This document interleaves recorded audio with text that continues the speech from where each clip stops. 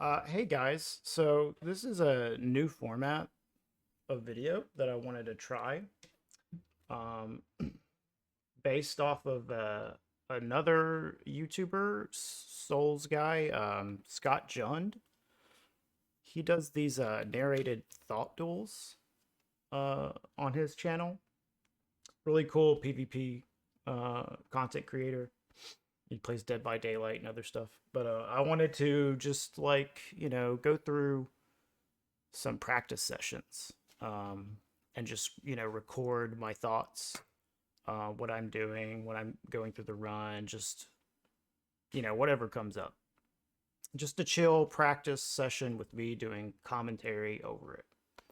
um, Today I am going to be setting up new save files because all my old save files for Bluetooth, they're actually DT plus 5, the old iteration of the route. A lot of the save files are really old, and I need to break in this new controller anyways. So we're gonna just be going through the whole run. Um,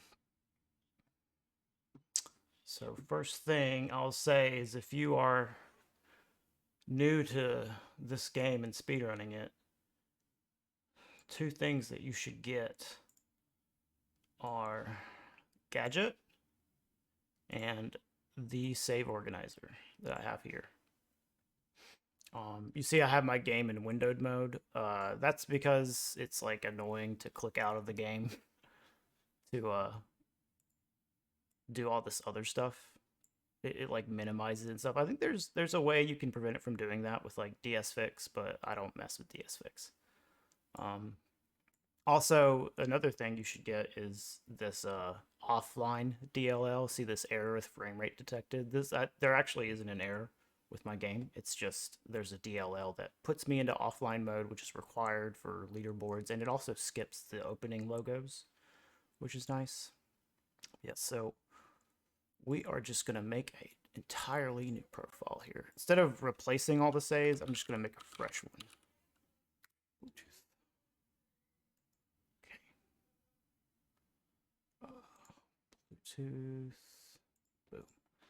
So usually when I do my save files, I like to go by folders, and you want to add like a 0 here if you do it the way I do it, because like if you just do like 1, so I like number them, so because it'll list them in alphabetical or alphanumerical order.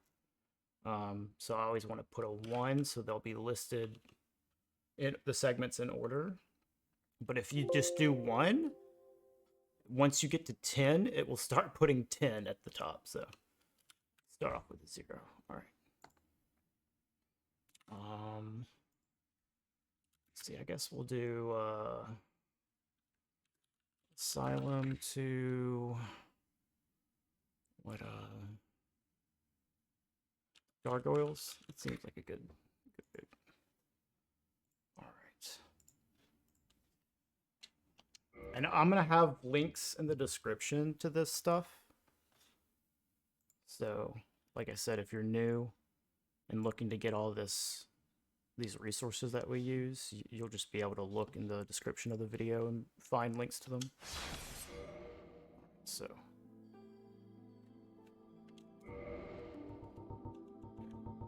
also here's the thing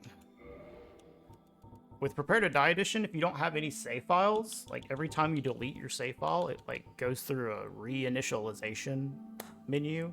So you just have like this. I have like this dummy saved like several slots down to prevent that.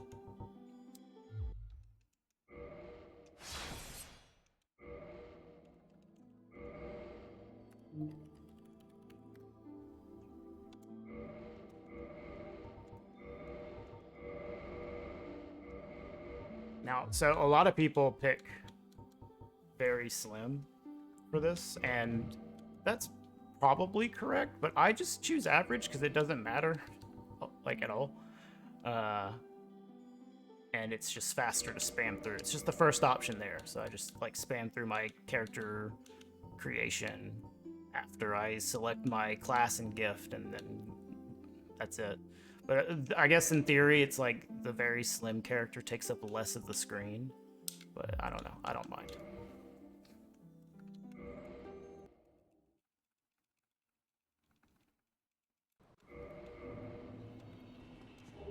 Alright, so yeah, that's one thing there. You like want a two-hand out of that. So you can block out of the door. If you're not aware, like there's a lot of different. Oh, I have cheats turned on. That's hilarious. All right, let's start this over. There's a lot of different tricks you can do to save like small bits of time when you're like running segments in the game. Not really going to cover them here, but it's pretty important. If you want to save a bunch of time, so like you two-hand here, pick up the key, block out of the door. Like that saves like a few frames each time. And when I'm coming up on this stamina regen, I wait for like just under halfway. Turn these corners as good as I can. And spam the input at the ladder. I always spam the crap out of my confirmation inputs, just so I can hit that confirmation as soon as really possible. Yeah, so here, this is how I do Asylum Demon. Pretty straightforward. I mean, you just run to a certain spot and start chucking them, but there's a little like brick right there. I always run to it, and as soon as I get to it, I just queue up the bomb input, and that stops me in place, and then I just adjust my camera to aim at him, so like so. Just like that. 2, 3. Oh my god, I to save. I have all these cheats turned on my gadget. Alright, let's do this one more time.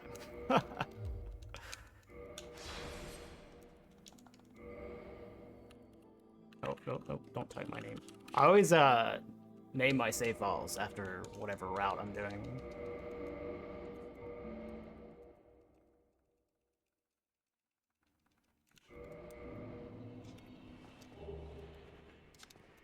My movement's a little wonky because, like I said, I'm getting used to this new controller, and anytime I get a new controller, I have to get used to a completely fresh set of sticks. Like this game, the dead zones are really, really loose, I guess. Like, you can just turn in all different sorts of ways according to how you move the stick. So it's very sensitive, and running straight is really hard. And when you get a new set of sticks, it's like always an adjustment period. Alright, so we'll do like I said.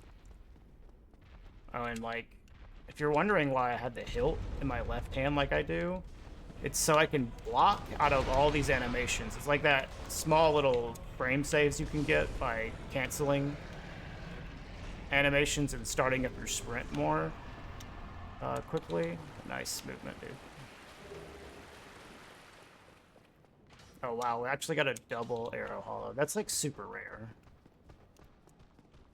When you don't pick up any of the items, that hollow like almost never shoots twice, so you usually have to knock him out of the way. And I put this humanity on there. That's like literally just to equip Iron Golem's soul a little more quickly. You know, I usually don't make a save file here, but I guess I will. Just whatever.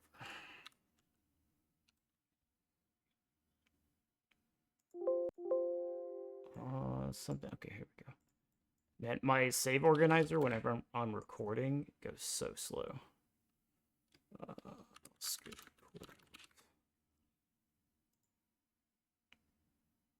Okay. Gotta make sure to put my cursor back in the right place. So what I use for, so we, you know, there's a glitch called prompt swap that relies on your cursor, using the cursor in combination with your controller. And you need to place your cursor in the right spot for it to work. And when I do the left side prompt swaps, I use this. See where my mouse cursor is right here? I use this little like thing on the menu to line it up. There's like all sorts of little like visual cues I have for where I want to set up my cursor.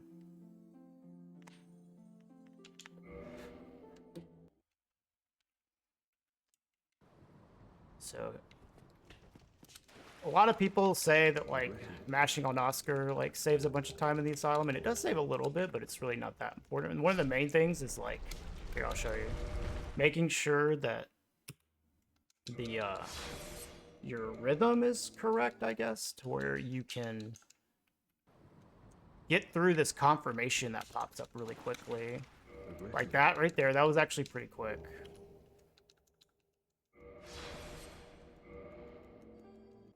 That is most of the time loss, I would say, as long as you're not mashing super slow.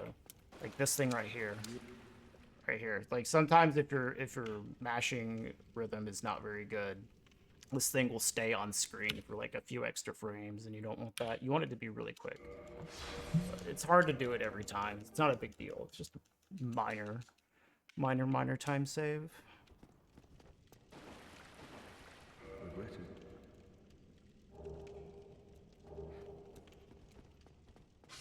We used to, like, only until recently did we start even doing that quit out here because of the boulder, but there's that strat where you can run into the pillar right there, which makes it pretty comfy. It saves a little bit of time.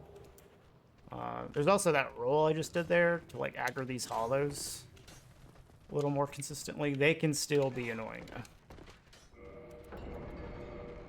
I'll make a save here. So usually when I practice, like, though I wouldn't normally even go through the Asylum. But come on, let's take a break. I need to set up new save files. But normally when I practice, I start my, if I'm going to do early game practice, I start from like right here after this quit out. Because it's like, you do the Asylum so much, why practice it? Unless you're brand new. Okay, so exit Asylum. Alright. Set up my cursor again, like so. Alright. Okay, so yeah, this is usually my starting point for practicing early game, right here. And then you're very quickly gonna have to do a trick here, which in this route saves actually like a decent amount of time. You're gonna skip the Firelink arrival message. So here, I'll show you. Like, normally when you get to Firelink, you have this message that pops up, and you're trying to rest at this bonfire because you want to level up your dex so you can use the Drake Sword for this route. Normally in like other routes, when you skip that arrival message, it saves like a very small amount of time because you could just keep walking while it's up. But in this route, you want to rest at that bonfire, so it actually saves a little bit more than normal. And what I usually jump from, so you want to jump into the cutscene, of course, because it just triggers a little faster. I usually jump from like this little bush that I'm standing on. It's like a little tuft of grass. It's my visual cue. Just jump like right before it. Pull up key settings. There you go. And you, to rest here, like, I don't know, this bonfire is like a really big range to it, so you don't even have to walk that far forward. That was something that I was doing as a mistake, I would say, at first when I was doing this, because before this route, this iteration, I wasn't resting at this bonfire after the arrival message skip very often, but I was going too far forward. You really don't have to go that far forward. Like, here. And of course, like, this just means you have less distance to travel whenever you're going the other way, because you're immediately going to turn around and head to Undead Burg.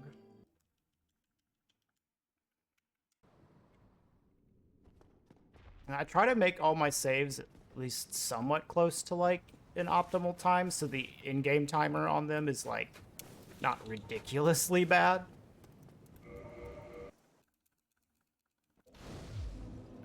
Let's see. Alright. Dude, for some reason though, leveling up dex is like one of the most awkward things for me. Like at the bonfire level up. I usually do that level up quite slow.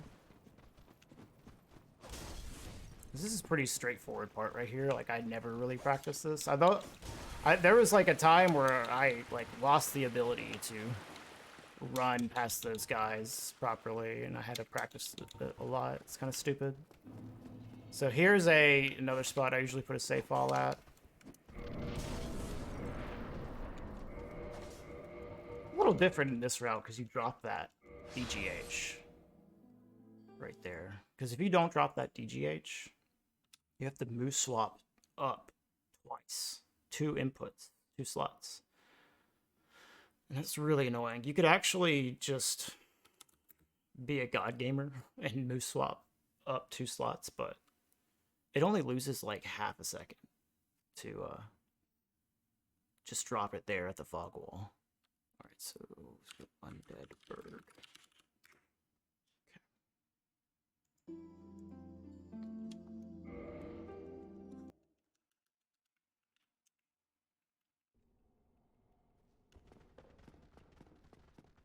This is the thing I wish I was more consistent at. It's rolling this stupid stagger. I'm not terrible at it, but yeah, I mess it up more than I would like.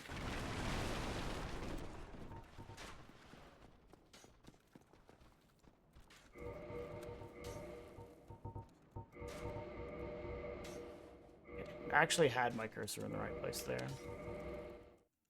This is also something I mess up a lot, is this menuing merchant. I'm pretty fast at it, but I do it like a little too fast a lot of the time, to where I'll get that prompt swap that I'm doing to go from the bolts to the prompt swap the rapier, because you don't have enough souls to afford it since you level up at Firelink.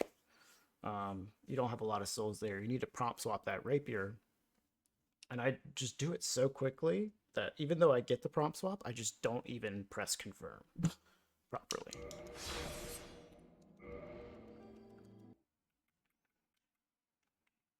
I reset a lot more than I should there. You just like slow down slightly, but I don't know. My muscle memory tells me to do it really quickly. Yeah, I don't recommend doing that strafe right there that I just did, but you can do it. Because a lot of the times the angle that hollow jumps at you is not good for a strafe.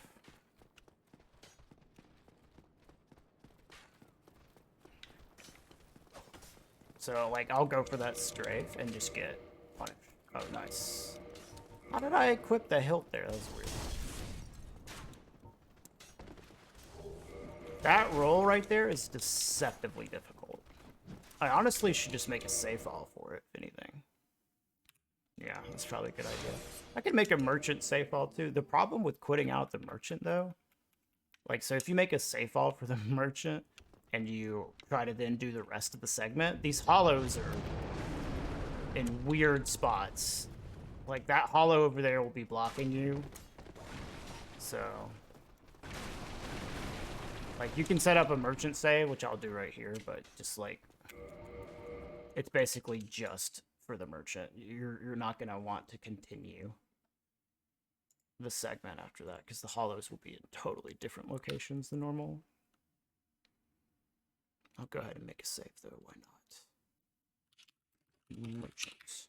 So like the previous route, before we started doing the blue tearstone ring stuff, the resin skips, the merchant menuing here was quite intense.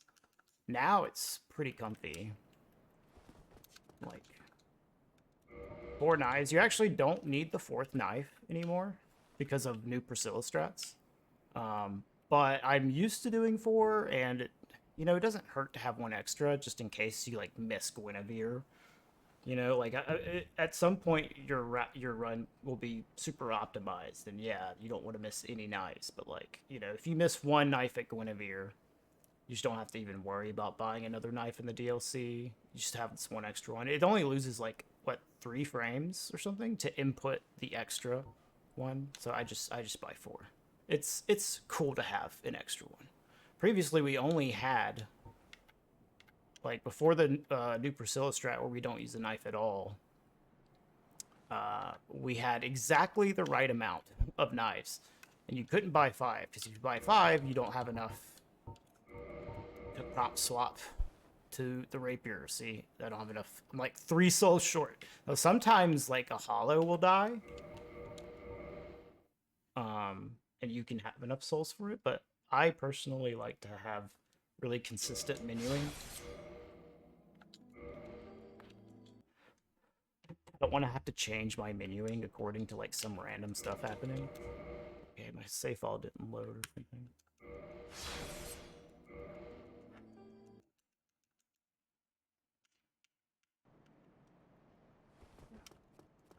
Nice. That's my favorite when you just miss the input.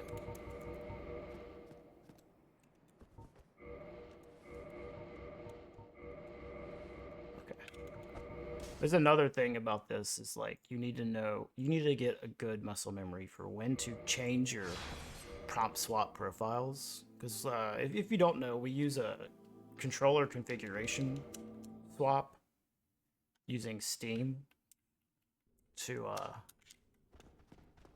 make it to where we don't have to reach over to our mouse whenever we prompt swap. So we actually have a second controller profile that will map a mouse input to our controller buttons. You really want to have good muscle memory for when you swap your profiles. So I do it, okay, like, I'll show you. I swap the profile, the prompt swap profile, like right after I roll the Hellkite stagger. So, like, right here. Now I'm on my prompt swap profile. But you want to switch back at a good time too. And see, like, you can set up the overlay to where it'll, oh my god, talk to me. To where it'll tell you when you swap profiles. But that overlay often breaks. So you want to have good muscle memory for swapping back and forth on your profiles. So what I do, like I said, swap to the prompt swap profile after the roll at Hellkite, and then I swap back like as soon as I walk away from the merchant.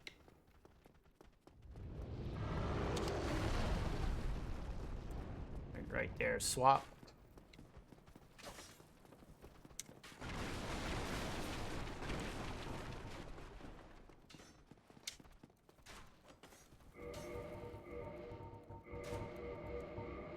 And swap back. Right there. You don't want to forget because it can cause havoc. That guy's really annoying. You gotta always be on the lookout for him. This, like I said, this roll is... Well, I actually want to save off. I wanted to set up... I forgot I wanted to set up a roll for this. Save file for this roll. It's like deceptively difficult. I had a lot of trouble with it at first. At this point, I'm pretty good at it though. But it's definitely something that I mess up every now and then still. Just like that Hellkite stagger. Although I would say it's actually easier than the Hellkite stagger. That thing is like, the Hellkite stagger roll is like, you know, a little precise.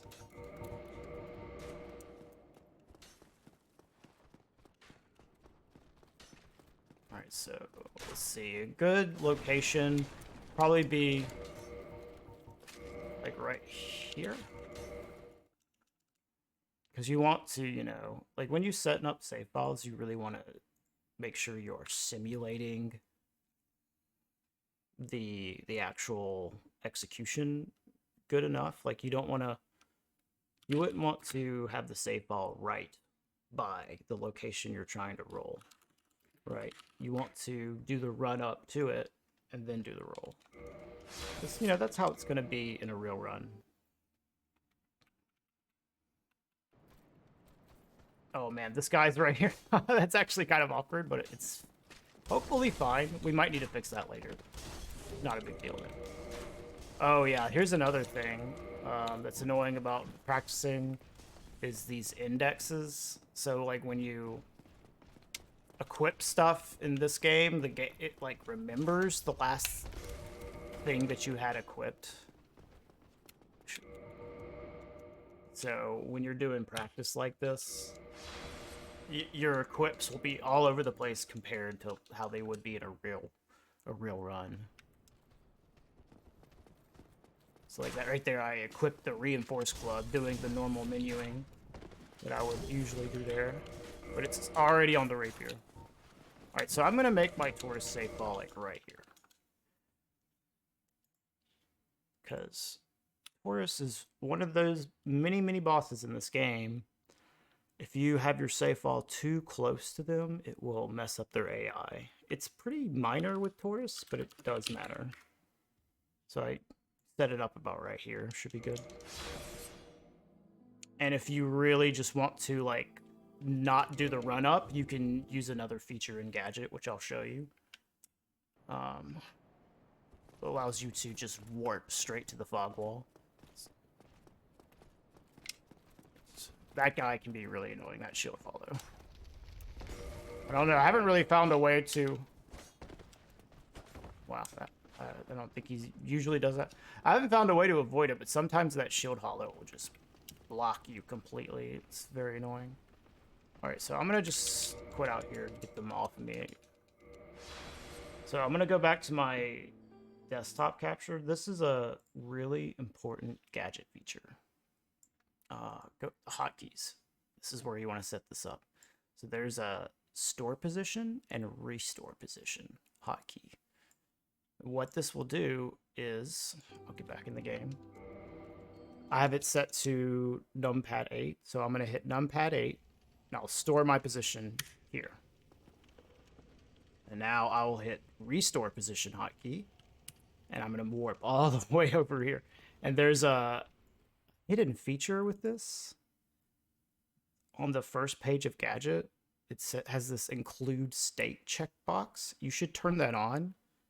And what that will do is it will also remember your HP. So watch, I can take some damage here, and then it refills my HP as well, which is very useful.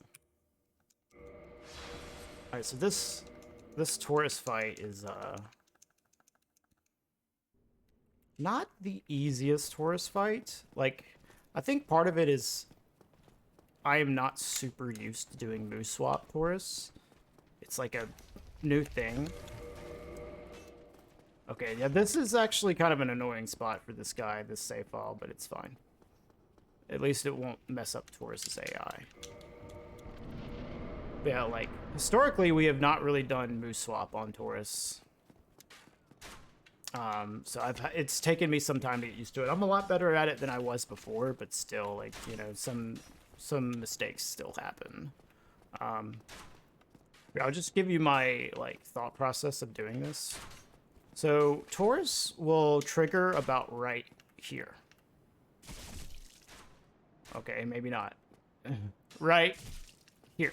There he is. Okay, very close to it. So I have like a specific spot where I do all my stamina regeneration. Here, let me just move swap real quick.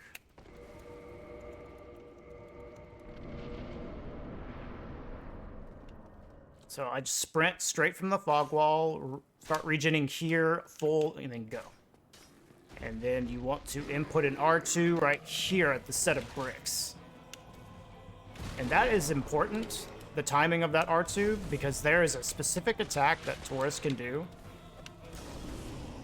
that if you time that wrong, you will get absolutely owned. It's this really quick.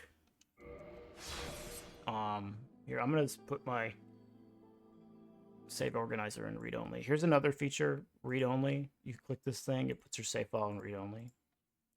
So if you want to just, so what I'll usually do is just set up my save.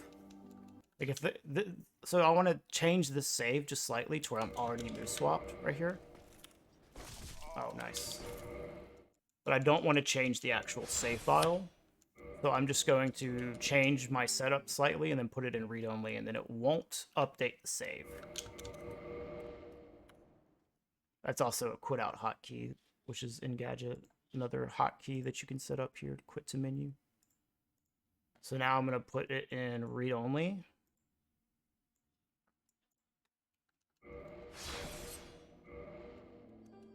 And I won't even load the save file, but like, I'll warp here, right? And then I'll quit out. And it's going to put me right back where I was. And I'm going to be move swap because that's after I set it to read only. So now I don't have to move swap over and over. But yeah, there's as I was saying, there's this like specific opening that Taurus Demon will do where he does like this really quick side swipe. And that is actually the best opening you can get because he can potentially suicide from it. And in this route, a suicide saves a lot of time. But if you input that R2 at an incorrect time, you will just get absolutely murdered by him. So these are pretty good Taurus fights so far. I kind of want to just show like the different strategies I'm doing for Taurus here. Alright, so like I said, we're gonna regen here all the way to full and go. R2 here. That was actually a little late on the R2, but it's fine. So this RNG is really annoying, having to go between his legs. So you want to set up for this next bomb, but not get staggered. So you're like, okay, that's bad. That position I was just in, really easy to get staggered. Like he has these hitboxes on his feet, which are really annoying. So that is part of the fight, is knowing where to position yourself when, to where you will not get stepped on. His steps actually do a decent amount of damage, so if you're pretty low, like it could just kill you. All right, this is the RNG. This is the suicide. And there it goes. So like that doesn't happen. Oh, here, let me put my game back in. That doesn't happen super often, but maybe like 5% of the time you get that, and it saves like at least 8 seconds in this route, which is a lot. But like, I don't know, maybe 5% of the time he does that, because he has to do that specific opening, and then he has to do a set of certain follow-ups as well that will make him then fall off. And you also need to have proper positioning. Okay, so this is another one where you have to go between his legs, and this is like really awkward, honestly. Yeah, see, this is what I'm talking about, missing that move swap. He likes to turn, and the Reinforced Club does not have a very good hitbox.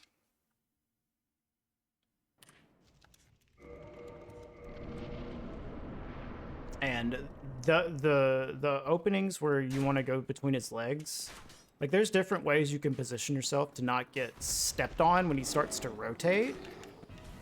But the way I do it works pretty well for me.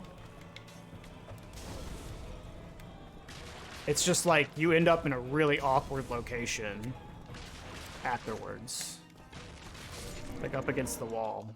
That particular opening is probably the comfiest opening, in my opinion. There's nothing really weird about it.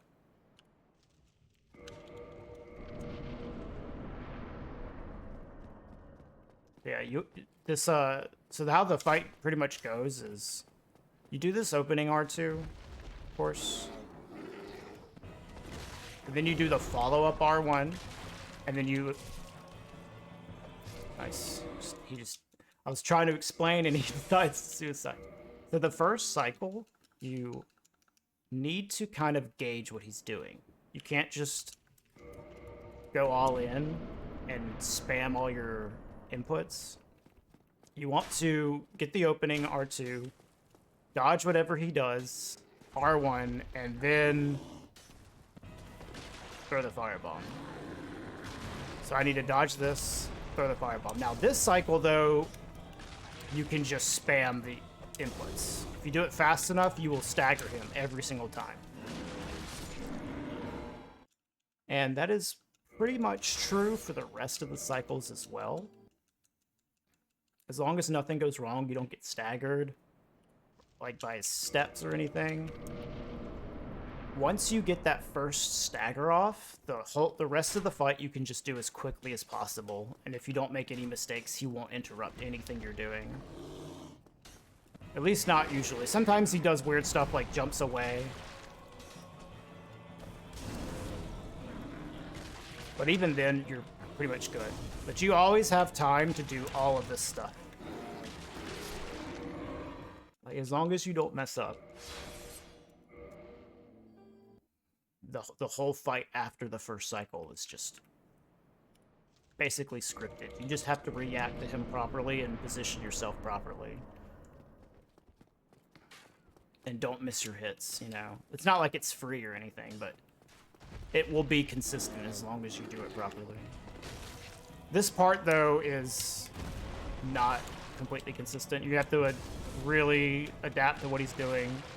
Which you do for these two. See, like... I just missed the bomb there. There's different strategies you can do for the bomb throw as well. You can lock on. I don't like locking on because you can get some really weird throws when you try to do that. You can aim at his feet, which works pretty well. I kind of aim up and at his feet, just a mixture. Just depends on what he does, really.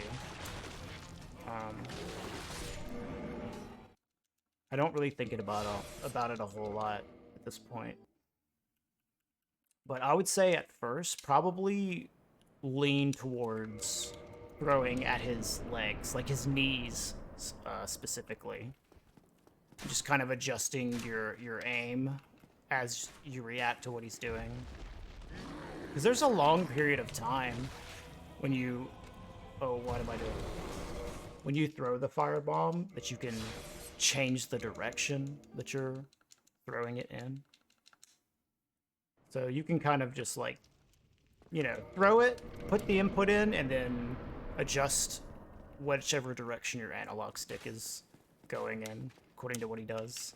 But I would say until you get a lot of experience with this, aiming at his legs is pretty good. Because his upper body will contort quite a bit and easily make you miss, depending on what he does.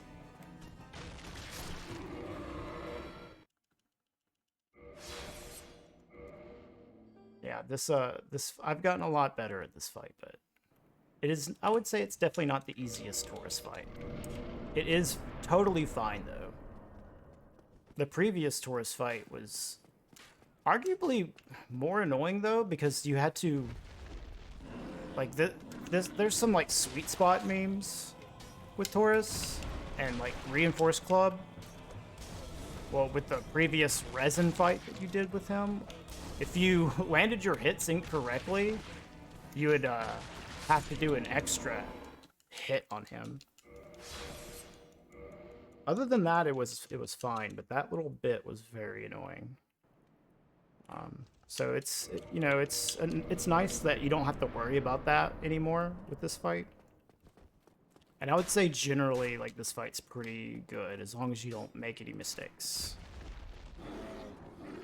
The worst thing, this is the worst thing about it, is this RNG. See, he actually didn't fall. He doesn't always fall, see. There he goes. That suicide RNG saves an unreasonable amount of time. It's actually quite annoying when you don't get it. Like, you just see, like, 8 to 10 seconds go off your summer best, like, every single run. It sucks. But, that was the case for the previous fight as well with resins. You could get that suicide, and it would save time. But the resin fight was faster than this fight is. So you actually, even though the suicide was fast, it didn't save as much time. Now this fight's like about 4 seconds slower than the resin fight. Like, obviously you save time by skipping the resins, but the fight itself is like 4 seconds slower. So that means the suicide is 4 seconds faster. So it's kind of crazy. There is one nice thing about it, suicide though, compared to the resin fight, is that you actually get 2 chances at the suicide, which you saw just a moment ago where he actually fell off on the second cycle. Now it's faster if he falls off on the first one. Okay, yeah, that's bad. You don't want to get that stagger there. It's faster if he falls off on the first cycle, of course, but you do get a second shot at it, and the second cycle suicide is still faster overall.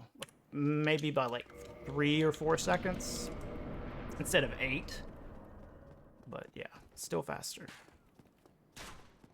There's another thing about this fight as well that I usually do at the end if I've taken damage. Like, I have a little bit of damage on me from the BTSR drop. But if you go through Burg segment and get hit, which is, you know, not unheard of, you will have kind of low HP here. And the next thing that you do in this run is Hellkite. And Hellkite, the strat for that, you're basically always going to get hit. Almost always by the archer, like once or twice. So you don't want to be super low on HP after Taurus. But you can get a heal off without losing any time. You just have to be aware. So like right here, I'm gonna throw a bomb and swap over to my flask like that. So now when I end the fight, undo my moose swap and I'm ready to heal immediately. And I lose no time at all. So that is something to keep in mind. You just have to like get used to D-padding down to the flask after you throw the bomb, the second bomb. Sometimes I mess up because of that, but yeah. That's a way to get your HP back up for the next part of the early game, where you're gonna need some HP without losing any time to the heal. You need to get it all. You need to do it all pretty quick though, if you don't want to lose any time. Oh, nice throwing knife. I like that the throwing knife actually staggered him.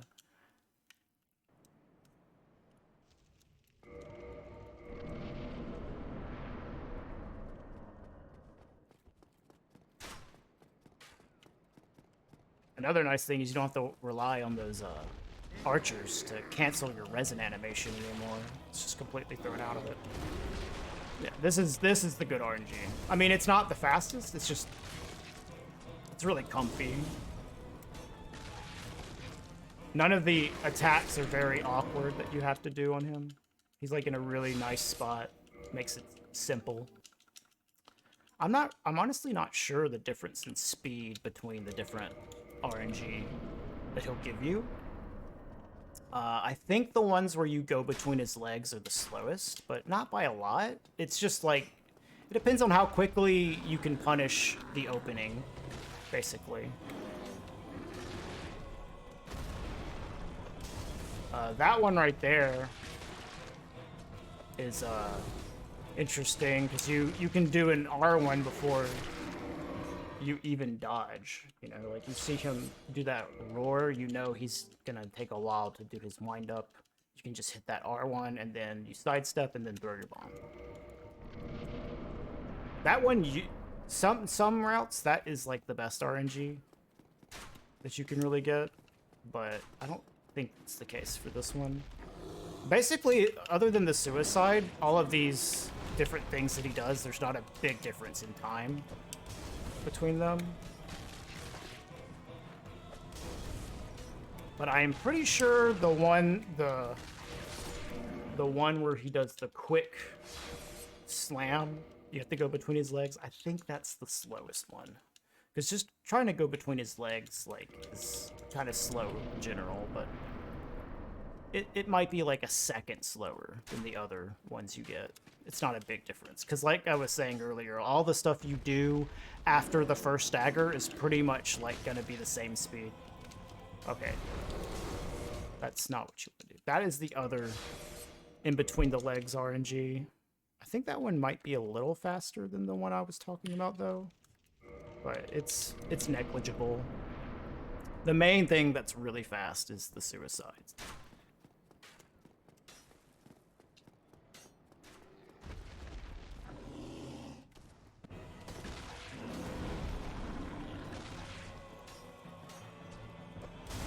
Okay, so that happens sometimes. I actually didn't have enough stamina to throw my bomb. That's like a mismanaged stamina right there.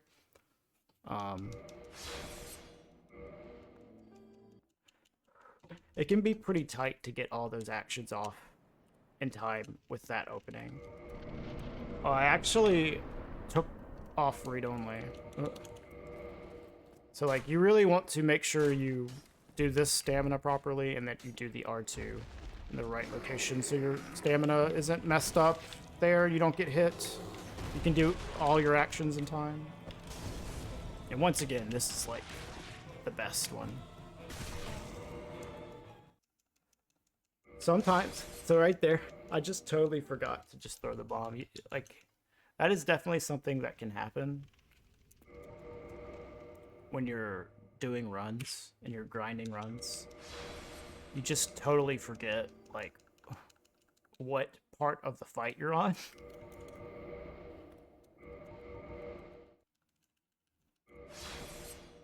And so you just start doing things the wrong sequence. Or you'll throw an extra bomb, or you'll forget to throw a bomb, and you go to the next part before. Like, I do that every now and then. That's part of like doing grinding runs. Sometimes your brain just stops functioning. So that should be good stamina right here.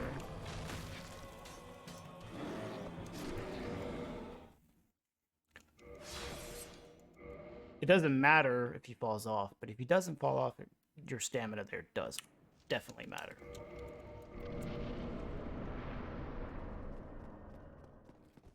Although, I don't know, maybe there are some things he does where it doesn't matter how you manage your stamina. I'm not sure about that, actually, but I think you should be able to punish everything if you manage it properly. Man, I want him to do the RNG I was talking about, the one that I think is the slowest. Eventually he'll do it. This is actually part of another thing about practicing this game. So when you want like a specific thing from the boss, it can be really frustrating just trying to like do the same fight over and over and over and over again. Just waiting for them to do the right thing. This is it. I'm pretty sure this is the worst RNG you can get. Not to mention it, like, it's not only slower, but this is such an awkward position that you have to deal with him here. There are different ways that you can deal with it, different positioning that makes it less awkward, but this is like maybe the fastest way to punish it. You can just do everything really, really quick, but it makes the last couple move swaps pretty awkward, and that's the same case for the other RNG that he does, where you have to go through his legs. This one is just, it's so good. Feels so good. You see how he turned his body right there, and I had to adjust? He actually did it on both things. That is definitely something you have to get used to. Be ready for him to twist and turn in all different ways that are gonna potentially make you miss your bomb or miss your move swaps.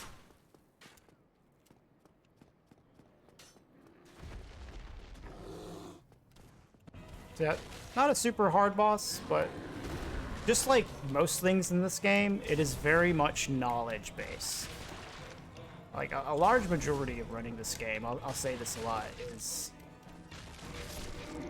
just acquiring experience and knowledge and knowing how to react to all the different things that can happen and how to execute things properly.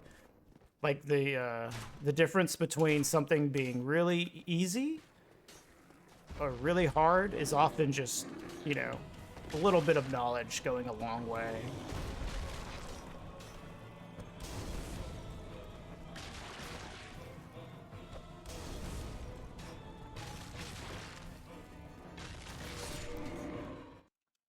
Alright. So that was pretty good practice session right there. I feel pretty comfortable with my sticks, feel good. Yeah. I'm gonna keep making my save files, and next video I'll probably tackle the next part of it. I think what I'm gonna do is just kind of go from the whole run that I'm doing right now, this Bluetooth all bosses route. Um, just comment on whatever I'm doing.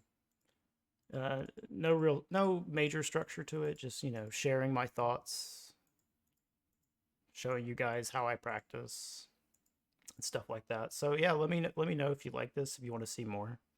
Any things you could tell me that I could do better in my practice. Love to hear. I'll have some resources in the description below, and I'll see you next time. We'll see how this one goes, and maybe I'll put up the next one pretty quick. Yeah, later, guys.